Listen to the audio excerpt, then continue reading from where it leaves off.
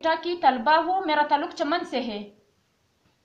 अभी कुछ दिन पहले की बात है, हमारी प्रिंसिपल ने हम सब से कहा था कि तुम लोग सब चलो मेरे ऑफिस के सामने खड़े हो जाओ, हालांकि वहाँ पे मर्द भी बैठे होते हैं।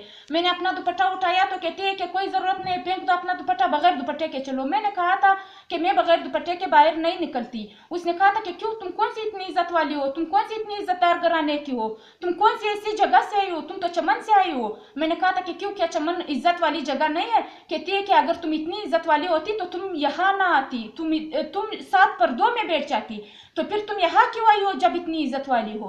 इस बात पे मैंने मैडम से कहा था कि मैडम मैं मर्दों के सामने बगैर दुपट्टे के नहीं जाऊंगी।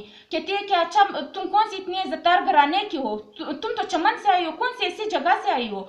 और इसके अलावा पिछले हफ्ते मेरे घर वाले आए थे मुझे मिलने के लिए, मुझे मिलने तो नहीं दिया ना, मुझे किसी ने बताया कि तुम्हारे घर वाले आए हैं। मुझे खुद घर वालों ने इतवार के दिन बताया था कि हम लोग आए थे तुमसे मिलने के लिए, तो तुम्हारी प्रिंसिपल ने हमसे कहा था कि तुम्हारी बेटी यहाँ पर, उनके पास मोबाइल है, पता नहीं किस किस से बात करती है, पता नहीं वो यहाँ पे क्या क्या करना में करती है। इस बात पे मेरे घर वालों के बीच और मेरे ससुराल वालों के बीच बहुत से इख्तिलाफात पैदा हो गए।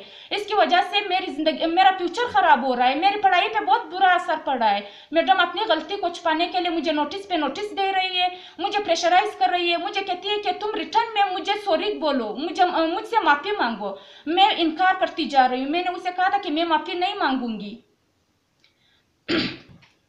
मैंने मैडम से कहा था कि मैं माफी नहीं मांगूंगी। और इसके अलावा मैं बहुत मुश्किलों से यहाँ पढ़ने के लिए आई हूँ, तरबियत हासिल करने के लिए आई हूँ। पूरे जिला किला अब्दुल्ला से मैं वाहिद लड़की हूँ जो यहाँ पे आई हूँ, और इसने मेरे लिए हर रास्ता बंद कर लिया है। मेरे तरबियत को गलत कहा जा रहा है, मेरी परवरिश को गलत कहा जा रहा है, मेरे वालिदैन को बेगैरत कहा जा रहा है। मैं सीएम साहब से ये पूछना चाहती हूँ, क्या सिर्फ उन्हीं लड़कियों की, सिर्फ उन्हीं औरतों की इज्जत होती है जो घरों में रहती है? क्या पढ़ने वाली लड़कियों की कोई इज्जत नहीं होती? क्या यहाँ पर जितनी भी स्टूडेंट्स आई है तरबियत हासिल करने के लिए, क्या वो सब बेइज्जत है?